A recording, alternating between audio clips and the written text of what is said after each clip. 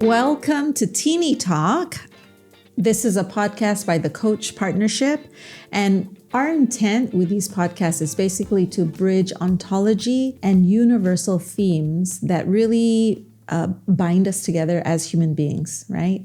So today we have with us Dr. Fadzillah Leggett, who is a social anthropologist and who also happens to be my sister.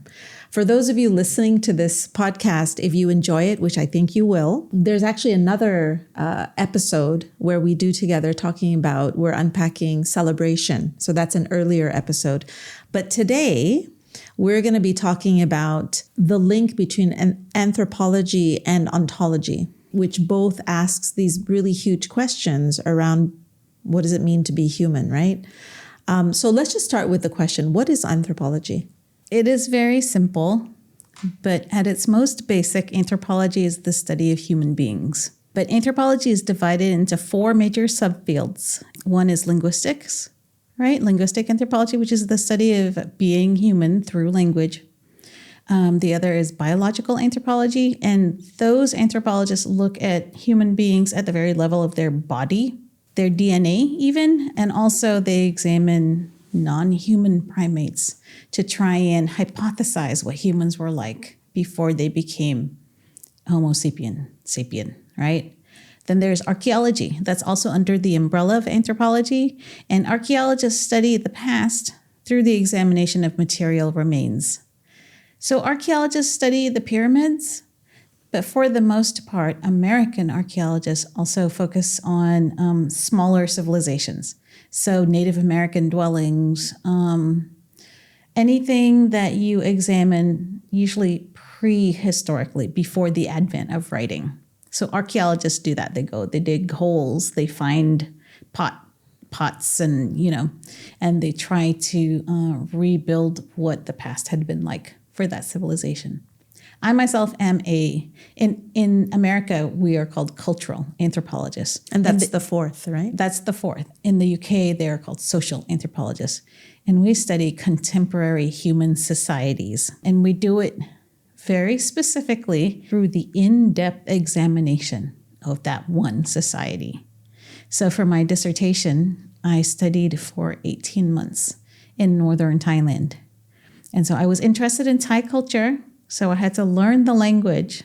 I had to go to Chiang Rai and live there with a local family. I remember that.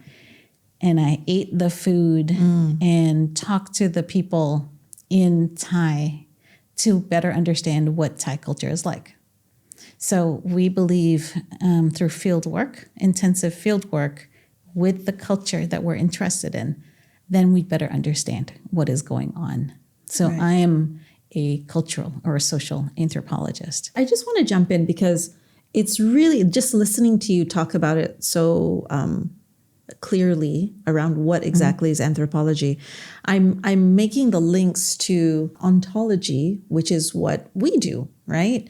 And ontology is also the study of being human, but through the philosophical approach, through the lenses of, in the coaching practice, the body, taking a look at the human being through their body, but more on the body and the narratives. So the narratives I carry that show up through the shape of the body that I carry in the world. Can you give me an example? Well, if I have a narrative of, here's a popular one, a limiting narrative, such as I'm not good enough, for example, it's going to show up in a body that is wanting to make itself smaller. Like hunched over, taking up less space. Exactly, right? Someone who has a different narrative, which stereotypically could be confidence, for example, could show up in the body like they take up a lot of space, energetically, physically, right? It shows up in the tone. So there's lots of things around body. But so you have the body, you have emotions, which I just love to hear later on, some of the links between what you do and ontology, and linguistic and language. But for us, we take a look at patterns. We take a look at speech acts, how our language actually impacts the actions that people take. So it's just really fascinating, right? The I think overlap. there's similarities. So the way anthropology would fit with this, and I think it does, is that anthropologists believe in this. We believe in cultural relativity, which is the idea that you cannot judge one culture on the basis of your own culture. So if I am American, I cannot judge Singaporean culture based on my ideas of how a place should be run, right? Or the traditions that I find important. So anthropologists see different places, different cultures as having different norms. So if you take an example of, say, gender norms, what we say is in each culture, there are specific gender norms. And so they vary from culture to culture. So there's probably a universal Western, modern, global norm now. But if you look hard enough, you will find that there are tiny little differences. And so if you think, I can go in to Singapore culture and tell them how to do it better, it is more effective if you understand where you're coming from and then where they are also. So that's where the culture comes in for anthropologists. It's like every place has its own culture and cultural sets of normative beliefs. Even from, okay, so like one thing, you know, I've brought students here to Singapore, right, for the study abroad program. One thing they've noticed is in Singapore, the body space is very tight. So when we As in there's permission for people to come closer? people stand closer here. Ah, interesting. So when we get on the train, bodies are closer. Yeah. And they're very uncomfortable. Like my American students are very uncomfortable. But one thing we've seen is that in the United States, people have a much wider body space, like between people. This makes me comfortable. This makes me very uncomfortable. And if you're listening to this just auditorially, right, you just do the spacing. So maybe 2 feet. Yeah. 2 feet is the norm for your students. And 1 foot too close. 1 foot too close, but just right in Singapore. It seems that way. Right. So we would say when you are studying how people manifest their attitudes or their like insecurities or their confidences, anthropologists would say, because we have anthropologists of business, right? They would say you really have to understand the specificities of that culture first, or else you are applying your own personal belief system onto a group of people who have perhaps grown up with a different belief system. I love that because I was actually, as you were speaking, I was thinking to myself, organizational norms, right? So you're talking about cultural norms. What's a culture? Families have culture, right? Organizations have culture. And what's the quote unquote norm? So if I'm a new staff who gets hired into that organization, for me to come in thinking what I bring is normal and what's wrong with you guys, then there's gonna be the possibility for higher tension. Yeah, and because it's miscommunication too. There you go. Right? Yeah. So I think that's where anthropology is useful. It's not the area that I study. I actually study children. You know, I study girls and girl cultures right now. But if you understand how culture works, you also understand how the language works or can work better. So, you know, it's like how you express yourself. It's not just in the choice of words, right? I mean, it's also in sort of like the use of euphemisms, sayings, understanding the mythologies that come from these different places, the jokes that you tell, right? Just mythologies. Tell me more about that. And link it to the girl culture. That's so interesting.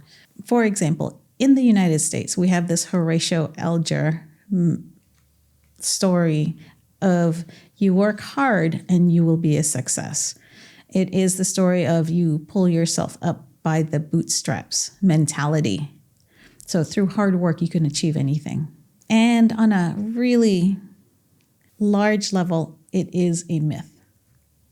In the United States, you can work as hard as you can, right? And still not become a success because you cannot pull yourself up by your bootstraps. It's actually a very weird image. And it was originally used to actually make fun of that idea because you actually cannot pull yourself up by your bootstraps. But it's a very American story. And it is the story of success. And so there is the idea that if you are not wealthy, you are not successful, you're just not working hard enough, right? If you don't understand that about American culture, you are missing a big part of what motivates people, what keeps them going, and what they teach their children. So that is a culturally specific mythology, a story that we tell ourselves, right? About who succeeds and who fails. But it is just a story, but it's different from other countries. How does that link with this your current focus of girl and girl culture? Well, what is that in the first place? Okay, my research has been on teenage girls, right? 15 to 17-year-olds, because they tend to talk a lot and they know about their lives. They're not shy to express themselves. My work is not on American girls yet, though. So I'm not sure if this myth fits them. Because one, girls in this generation now, I think, have grown away from that myth. They have their own stories. They have the story of Taylor Swift. Like whatever Taylor Swift is singing, that is their story. But that's also changing. Look, it's changing really fast with girls today, right? Girl culture is changing so fast. And of course, now we have K-pop culture, right? And we have K-pop culture. It's totally in the United States also. So these are part of girl culture, but I haven't been studying American girls. I started a research project that I had hoped to use a Fulbright to work on, and it was on Finnish girls' culture. And I wanted to go and talk to teenage girls in Finland about the things that influence them. So I want to ask them, what are the things that shape your attitudes? What are the things you like? What are the things you spend your time on? I'm particularly interested in how social media influences them. That's a big one, right? But from their perspective, I want to know what they think about it, right? I want to know how fiction, like books and movies, influence them. I'm curious if they'll say, I don't read books. The Finns are one of the most literate cultures in the world. So that's why I thought that culture would be interesting, to talk to those girls. The other thing is in Finland, they have this very huge outdoor culture. They spend a lot of time outdoors and they sleep out in the stars. This is just part of their culture. So I'm also curious about how the outdoor world influences them compared to their social media world.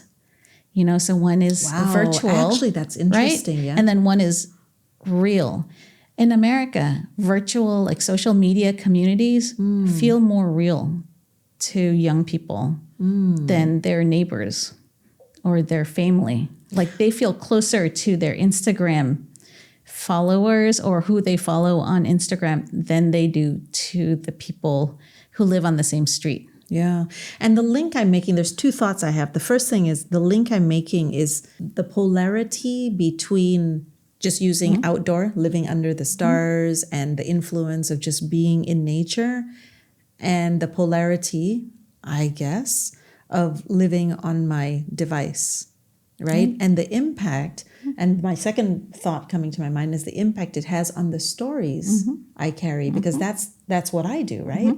I work with people to unpack their narratives, and how does this narrative support you to design the future that's compelling or not?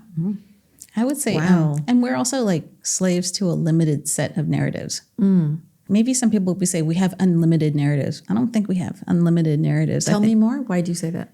This is personally, I think, you go back to the medieval times, there's a hero. He is an everyman, and I don't know. And he's a he. He's always a he, and he slays the dragon or whatever, and things are good. The crops then don't fail or something. You can trace that back to the ancient, all these ancient sagas from all these different places. But you're right. It's always a man. But right now, there's a subgenre of fiction, which is young adult fiction. And by far, the majority of readers of young adult fiction are women.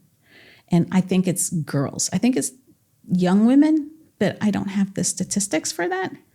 Those young adult novels, a lot of them, especially that are sci-fi fantasy, the hero is a girl. Not only is it a woman who slays the dragon, it's a young woman, usually 16, 17, 18. Do you think this is a new phenomenon? It is the same story, I think. But the new phenomenon is that the girl gets to be the hero. Right. And that's linked? Is that one of the spotlights as you study girl culture? I think it has affected girls who are reading it. Wow. Because now they feel like they can be the hero, maybe. Right. It's kind of interesting. I don't know what narratives fuel them now because I feel like I haven't asked them. So anthropologists, you can't just do research on it. You have to talk to the people you're researching. So I need to go. I will not be going to Finland, but I think I will in the future. But before I go, I think I need to ask these same questions of American teenage girls. And then I can compare and contrast. So what do they say about the outdoors, right? How much do the outdoors influence American girls? I'm not sure if it influences them at all. I think maybe the virtual, the imagined, fantastical communities are more important to teenage girls in America. Interesting. But I don't know. I mean, that's my hypothesis. Let's just come back to the general topic of cultural anthropology. What do you think are some big questions that don't have an answer yet, but in general is the exploration that's happening in this field? One of the things I think we need to work on as anthropologists is because we concentrate on finding out real specific things about one culture, we tend to not compare and contrast. We tend to not survey, right? We tend to dive deep into one culture. It's hard for us to contribute to the narratives about the world today because, I can be an expert on teenage girls in Thailand in the 1990s. That's my area of expertise. But I think if I were to hypothesize that anthropologists are asking the question of what it means to be human. What does it mean to be human today? The American Anthropological Association, which is our main organization, that was the theme of one of their recent conferences. Maybe a couple of years ago. I was like, what does it mean to be human? And we try to contribute to that by giving specific examples from all over the world, especially from groups that tend to be overlooked because they're so small or they're so poor, right? Or they're so unique. Nobody knows about them. But anthropologists study all these different cultures in New Guinea, and there are hundreds, and they all speak different languages. So we bring to the table the stories, the thoughts, the practices of all these different groups you wouldn't even have known existed.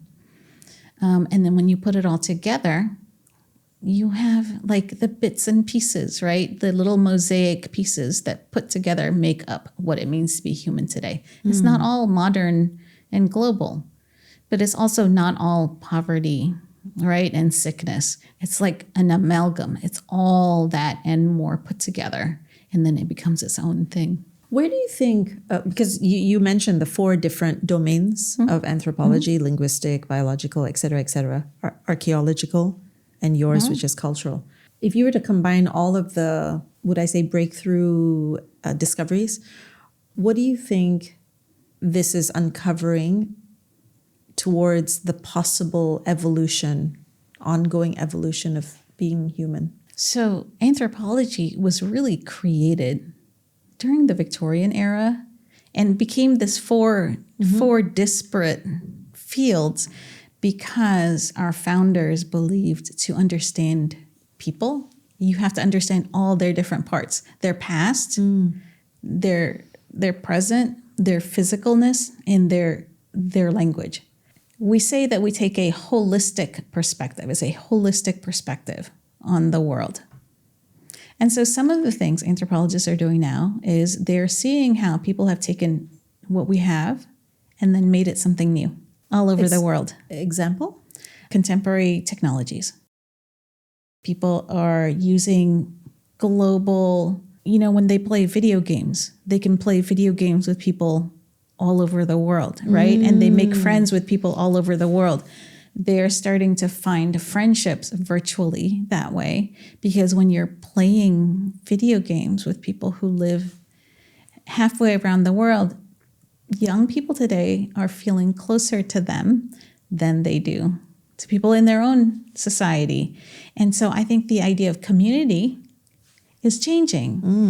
And it's not in the future it's changing. It's changing. Right? So technology, contemporary technology, for example, it has been shown that it is changing how we connect. And it's fascinating. Yeah. The visual I had as you were explaining that is size, basically. If we go a gazillion years ago, for me to go from the West to Asia was probably unheard of, right? The size just seemed crazy.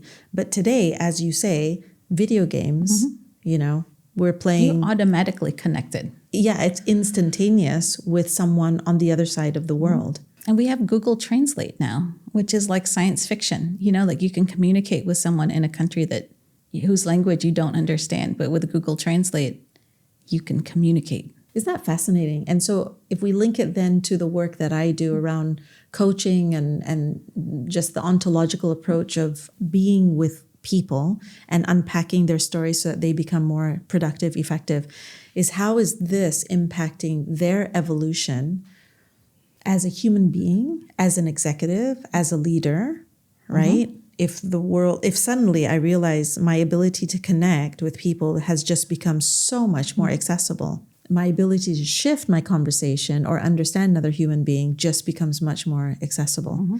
Wow, this is really interesting. So we're going to bring our conversation to a close. I know there's so much rich directions we could go. If there was anything you want to leave the listeners with, something to think about around just being human and us being human within our own communities, what would you want them to leave with? I would say I think people should, in the context of their job or just in everyday life, to consider that when we are interacting with people, how much are our expectations based on our own cultural background, right? And then once you realize that the person you are talking to, it could be that they are not just shaped by their nationality, but also by their gender. That could influence the messages that are being, placed, but also based on my own work, by their age, right? So the generation, like young people, middle age, older people, like that also influences the messages that are created and then communicated. So keep that in mind. I think that's very useful. I think that's really powerful. And the language that I would use to add on to your message is the biases. So everything you said impacts how I see my world and the biases and my interpretations as well. Wow, so interesting. Juicy, nice. juicy. High five. There you go. Thank you so much, everyone, for joining us. So as we complete this episode, here's something for you to leave with and consider. As you're connecting with other people, just keep in mind what your own biases are, right? What's your background? What's your narrative that you're bringing with you? And what is it that they're bringing to the conversation? We talked about norms. My norms may not be what the other person's norms are. For those of you who might be leading teams, right? Or if you're a head of a community, for example, a community club, a group of people, that you're dealing with multiple people who bring in their multiple narratives, including yours, and suddenly it just gets much more complex, but it doesn't have to be, right? So thank you so much, guys. Enjoy the episode, and we'll see you on another one.